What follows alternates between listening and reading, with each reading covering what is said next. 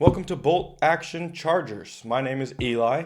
If you are a Chargers fan like I am, we have been fiending for any kind of news, updates, anything to get us through this offseason. We had plenty of content drop. Our coaches and our GM, Joe Hortiz, are at the 2026 NFL Combine. A lot to go over. We've got an interview with Matt Money Smith and Daniel Jeremiah, that goes over a lot of the situations that we are wanting to hear about. So contract situations, any projected players in the draft, all of that is great news.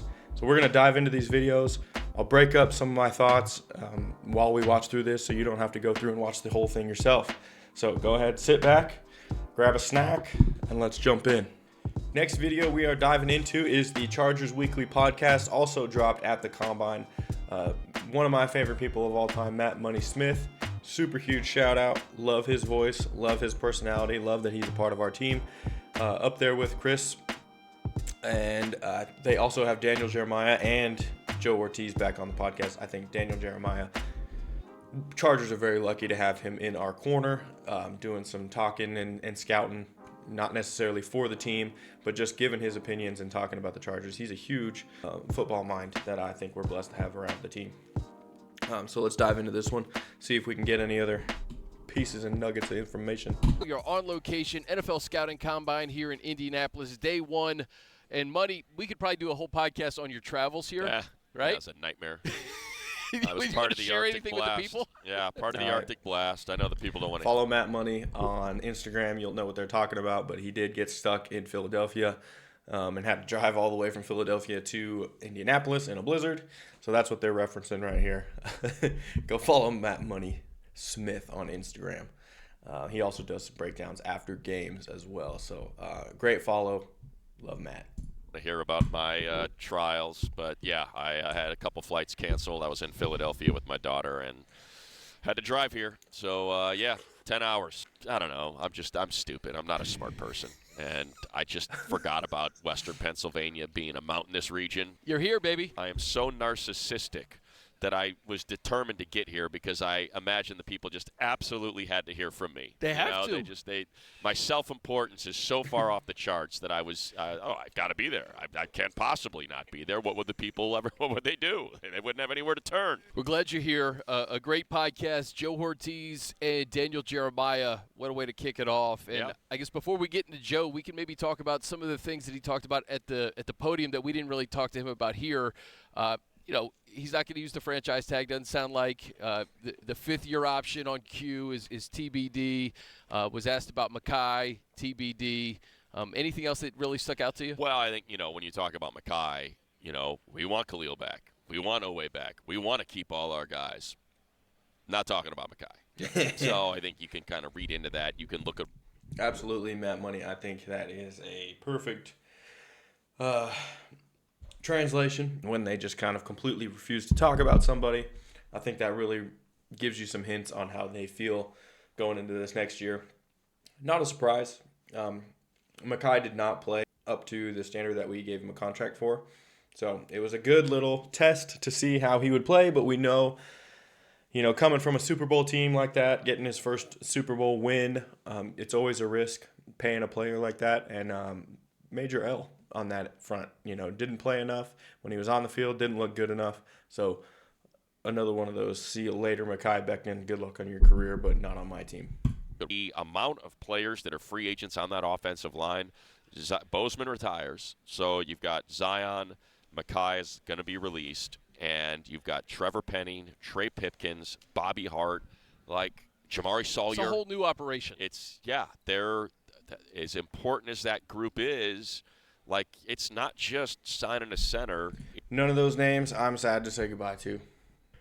I'm not losing sleep over losing any of those swing tackles or interior linemen from last year. We talked to Chad Alexander.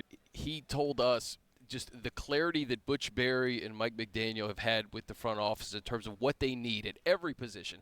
That whole interior is going to be new. I think the backups are going to be new money. Yeah. It's an entirely new scheme. It just seems like Zion is the one guy out there right now who could get a big deal elsewhere because of the fact that everybody's got cap space and that guard market has exploded. Yeah, I think that's what people kind of forget is the Ravens could want Tyler Linderbaum back, but he's going to have a record-setting deal. There's just too many teams that need that position. He's an exceptional center, and he's going to get paid. Same thing with Zion. Maybe he. I do think, there is a chance that we just lose Zion to somebody overpaying or giving him more money in free agency. I don't think that he's going to be stopped from shopping around a little bit, which is one reason I don't think that it'd be terrible if we did overpay a little bit to keep him, just because we don't want to create another hole. And I don't think we get Tyler Linderbaum, and I don't think that that's something we want to spend so much money on. I just don't see it happening. I don't see us getting Tyler Linderbaum. Hopefully we can keep Zion. Maybe he is going to get so much money after what we saw last year with Will Fries and Aaron Banks and what the guard market turned into. And going back to what you mentioned about Joe at the lectern, like he said, yeah, look, we've got a number for every player. Is it a hard ceiling? No, but there's a ceiling. And I think that, the Chargers have been very comfortable making players the highest paid at their position when they value them as such. I don't know where they're at with Zion, because I think, it's safe to say that toward the back end of the season, he started playing really good football. But if you're now in the conversation as one of the 3 or 4 highest paid guards, I could see them looking at it. Maybe that's not quite the way it lines up. Maybe it's a little bit more. I don't think there's any chance that Zion Johnson is getting close to resetting the market or even getting top 3 money from the guard position. I could be wrong, but just looking at our offensive line, of course, he was the one shining star that people would be looking at from our line. I don't think any of our players from last year are highly coveted at the offensive line position for any team.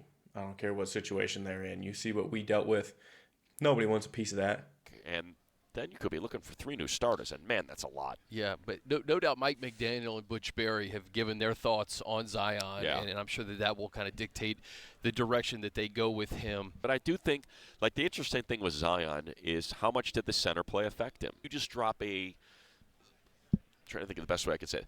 You drop a center in there that's playing Average. Yes, there you said it.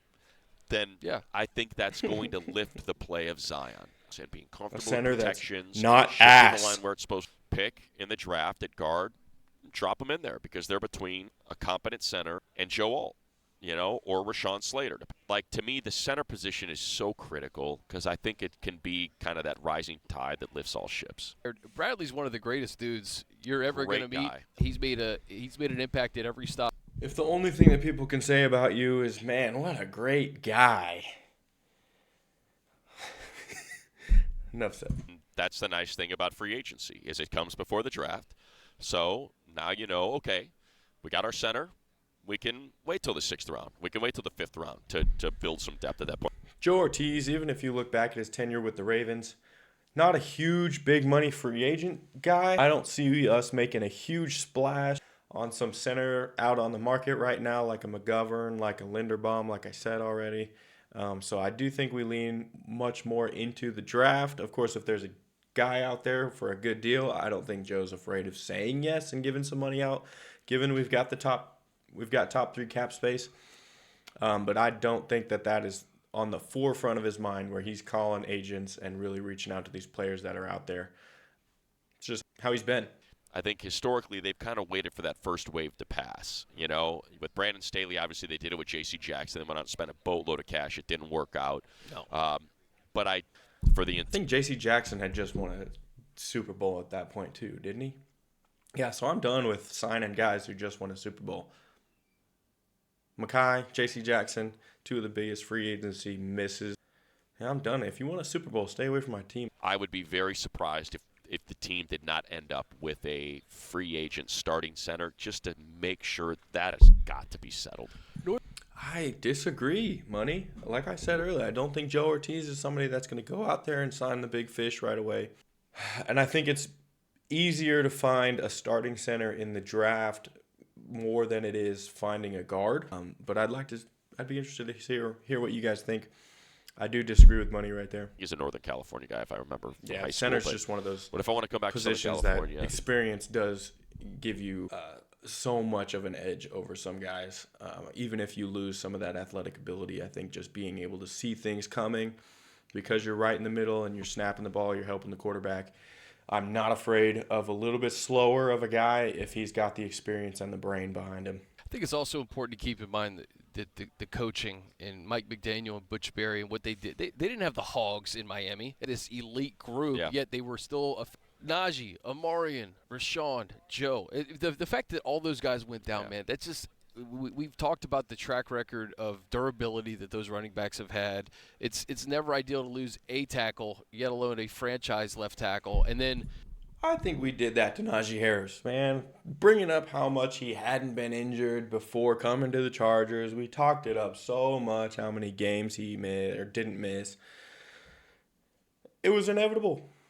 We're already got the Chargers curse, and then we're going to go ahead and hype him up about not having an injury.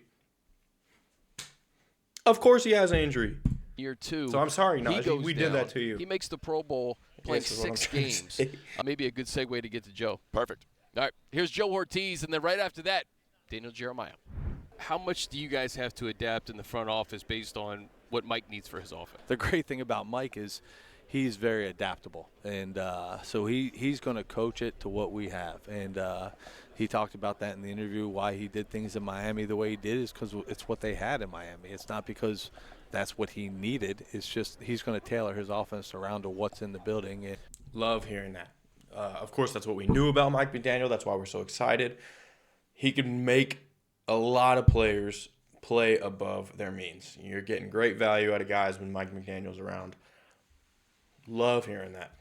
That's what we knew. I'm excited.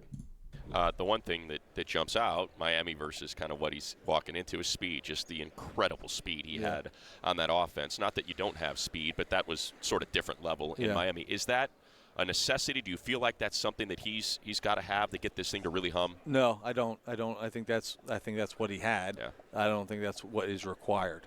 It's definitely something that he wants. It wasn't a one and done year over there in Miami for Mike.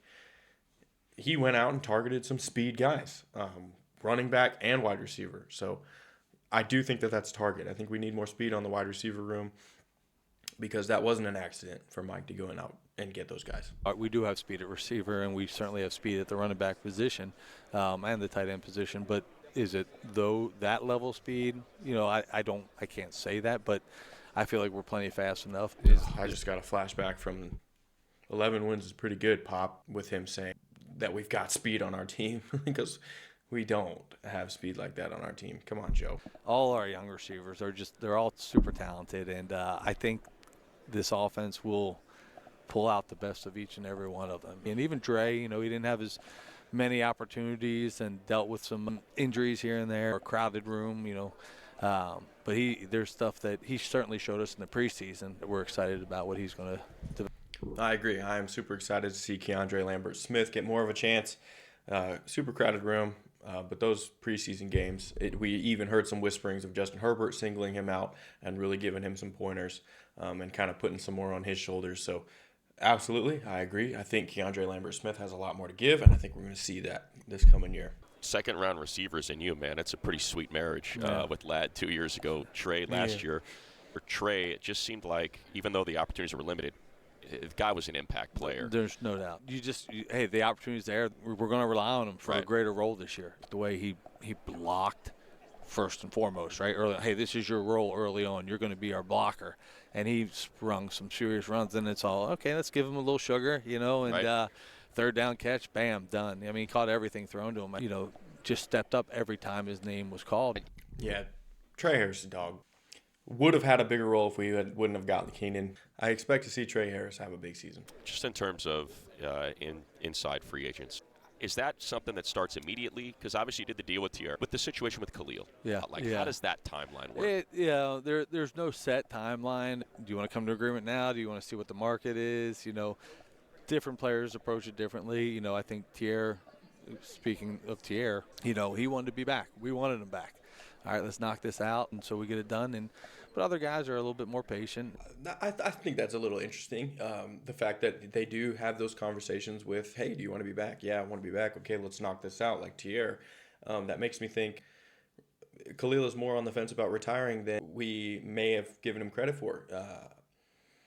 Would not doubt it to see Khalil Mack retire. I don't think he's going out and shopping a ton of teams. Of course, there is that chance, but I think it's more get your mind right, figure out if you really want to play football next season and go through the grind again, and then call us when you do figure that out kind of deal.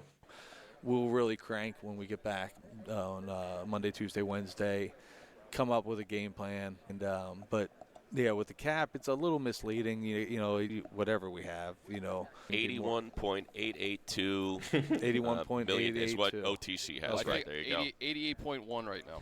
All right, so there's also, it's 88.1, but we'll always try to be a cash-to-cap team, so you're not mortgaging the future. So it's a way to instill discipline on yourself. And so I think that's another way of him saying I'm not a huge free agent spender. So with that said, you got to leave some room for potential extensions, and you have to leave some room for the rookie class. And, so it goes on you quick, and you want to leave yourself some room for that flexibility midseason, but you also, want to help shore up the team and not go crazy. We're not going to overspend and look up 2 years from now. I'm like, oh my God, we got to cut. We got to start doing cap casualties. A guy we just paid 2 years ago. When it comes to Justin, I guess two questions. One, have you had a chance to talk to him since the end of the season and kind of what his headspace is? And two, when do you start looking at that and saying, all right, we already got a guy that's at $60 million. When do you start thinking to keep that sort of space available for you? Justin, I think he's in a good place right now. And, he's hanging out with Madison Beer. He's got his pigs. Justin's doing all right. On defense, we talk about Chris O'Leary. The thing that struck me with Chris during his presser was just how close he was to Jesse. Yeah. Right? And just the relationship that they had. How beneficial is it to have a guy that wants to run the same type of system and kind of add his new flavor to it? Yeah, it's very.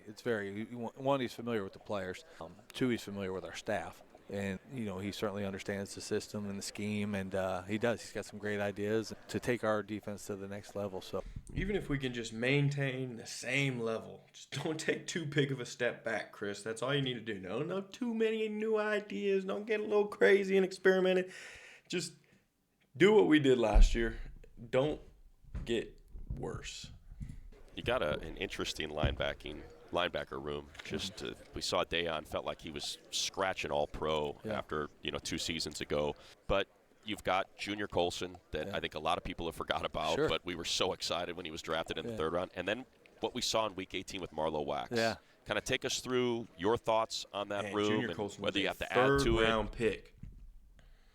What a disappointment. And certainly Junior was out last year with the shoulder, but feel like he's doing really well. Excited about him coming back. Matter of fact, when I was watching our game against the Texans in the playoff game 2 years ago, and you get reminded of Junior because there he is stepping up, filling the hole, spilling the guard, and making the tackle. It's like, oh man, be nice to get him back fully healthy, And so, hey, okay, I would love to see Junior Colson take another step. I don't hate the guy. I've seen some of the mic'd ups, and I feel like he's getting a little bit of a cold shoulder from some of the other linebackers. I'd be interested to see if you guys are getting that same vibe. But if he can make another step, then I'm still happy. Hey, he can still redeem that third-round pick. Joe, with running back, you chalk it up to bad luck. Your thoughts on the room right now, and we just saw a video of Najee, like 5 months out from surgery, running right now, and could he be a potential return? Yeah, definitely he could be. It was funny. It was he was on the sideline during our Houston game, and obviously he was still out with the injury. But I said to him, I was like, "Man, you look good." And he's like, "I feel good." I was like, "You feel good?" And he's like, I'm like, "Really good?" And he's like, "No, not that good, not that good." Yeah. I'm like, "Okay, I just wondered, until unfortunate, that the way things happen, but that's football, and Can you get in there, please, Najee? Come on, can you play running back right now? I've never been around, having done this for a while, a fan base that is so hyper focused on offensive line. Yeah, this is the same fan base that was upset when we took an offensive lineman instead of a number lineman, 5, right? exactly. Yeah, exactly. So Not all of us, Joe.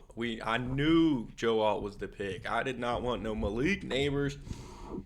So don't listen to those people. Sorry if you are one of those people, but man, I was all on Joe. I knew we needed to fill that. But I get what he's saying. Now, did I know that Joe Alt was going to be Joe Alt? No, but I was absolutely ready to go all in on an offensive lineman. over another weapon. So, not trying to toot my own horn too crazy. I'm not a fortune teller, but yeah, I was not against the Joe Alt pick like a lot of other loud fans were at that time. We're gonna focus. It won't be the only focus, but certainly we're not going to ignore the offensive line. And I think we added some guys last year. You know, Mackay and Andre James. We kind of built up the depth, and I'm excited about what Branson Taylor did last year against Denver. He went up against an All-Pro guy, and he got him a couple times, but he also moved him off the ball and had a good battle with him. Great. Joe Hortiz joining us, first guest on Chargers Weekly here in Indy. Joe, appreciate your time, man. Appreciate it, guys. Daniel Jeremiah, NFL Network analyst. Look, the strengths of this draft class, to me, you start with edge rush. It is the absolute strength. Call me crazy. I think I'd rather have Khalil Mack than Odafe Owe just because of the edge class like they're talking about. I think we can find another guy that's comparable to Odafe. I think Khalil Mack is just a generational talent. I think the way that he bull rushes, the brain that he's got because he's so experienced at this point, I don't think he's slowing down as much as people are thinking going into this next season. I think that's a bigger target for me than Odafe. I think we can draft somebody that would be comparable to the production that Odafe got. I know he went crazy with the sacks, but you put anybody on the other side of Khalil Mack, and I think they're productive just because of the attention that monster of a human demands. I was asked the other day, the Chargers, give me their three needs. I'd probably go interior offensive line, then I'd probably go interior offensive line, and then finally I'd probably go interior offensive line. I mean, you're kind of looking at this draft class. Are there guys that you think could be day one starters at center? Yeah, I think there's a few. Hecht from Kansas State is my favorite. If I was going to, put a bullseye on one guy who would make the most sense, that can do a little bit of everything but also has enough size to be able to anchor down in there, that would be the one I'd be most fired up about. Interesting. I'll have to do more research on him. I wish he gave more insight on where he thinks he would land. But awesome. Hey, there's a name for everybody to go and research on center. Is it better do you think it makes more sense for this team free agent center if it's not Linderbaum, it's one of the versus kind of what might be available to them in the draft? What do you think is the better path? I'd like to have one in the boat if you could. If you could get one in the boat in free agency, and then I think that just frees you up, to be able to go into it. Guards, it's just going to be a lot easier to find guards. Centers, there's some good ones that I like. I was kind of joking about Slaughter, but I think he's got actually a chance to be a good player. But to me, the veteran guy, you got the veteran quarterback having that kind of veteran voice, and especially if you could get Linderbaum's 26 years old. Yeah. So you get the best of both worlds. You get what the if it's experience. McGovern? I'd be fine with that. See, maybe I'm wrong. I think I said the opposite. I thought it would be easier to find a plug-and-play starting center in the draft. But then I contradicted myself saying, you want somebody with experience. So I don't know what I'm thinking. That's why I'm here, not there. Yeah, I'd be fine with that. I think he's a good player. So Fortner was the other one. Cade Mays out of Carolina. Yeah, no, I would love to have one of those guys already in the boat. Let's go back to edge real quick because I remember the stretch where Khalil was hurt. It was just Thule. It was before Odafe. And they had a lot of issues kind of setting the edge. If Odafe and Khalil, let's say, aren't with the team. No. That would not be good. Yeah. But is there a compliment to Thule that you think could maybe in year two, let's say Odafe does come back, but maybe in year two is a guy that fits on the opposite side of Thule? Yeah, I look at guys who kind of play with a little edge to them and some physicality. To me, and I'm really looking at the Khalil part of it. I think the Owe was awesome, and I loved having him back. He's young and he's dynamic. He's going to get more money, all those things. But if you're saying the structure of this defense, it was having guys who were real firm and strong on the edge. And that was awesome when you had Mack and Thule out there together, and Owe comes in as the fastball to complement those guys. I look at a guy like R. Mason Thomas from Oklahoma who is in that kind of borderline, first round, second round. Again, there's so many players for the Chargers where it's like, if they're kind of like 34, let's figure out a way to get from where they are right now, get to 34. That's where the value and the need kind of marry together for what they're looking for. How big of a freak is Caleb Banks? He's a freak, but he's a frustrating freak. Meaning? So you've got 6'6", 330, 35-inch arms, and you can see splash plays of dominance. And then he just goes long stretches where he just kind of blends in, disappears. So I'm out. He's a tough one to figure out. He is the definition of a boom-bust player. There's no world I imagine that he is a middle-of-the-road average kid.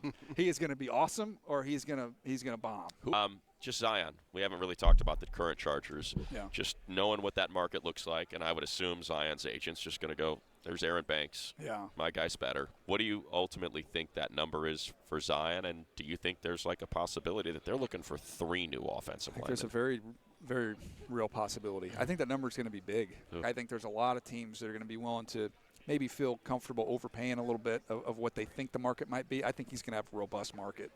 You have a ton of wide receivers. Maybe Jim Harbaugh shouldn't have talked about Zion Johnson so much, talking about how much he works out. Maybe we shot ourselves in the foot. We're going to have to pay a lot for Zion Johnson. Last one, DJ. How many spring training Padre games are being played during the combine? All right, I'm going to call it right there. If you made it this far, thank you very much for watching. Please leave a comment. Let me know what you guys are thinking. I'll respond to you guys. I love talking ball. I want to see predictions. I want to see what you guys are wanting. So thanks for tuning in. This is Bolt Action Chargers.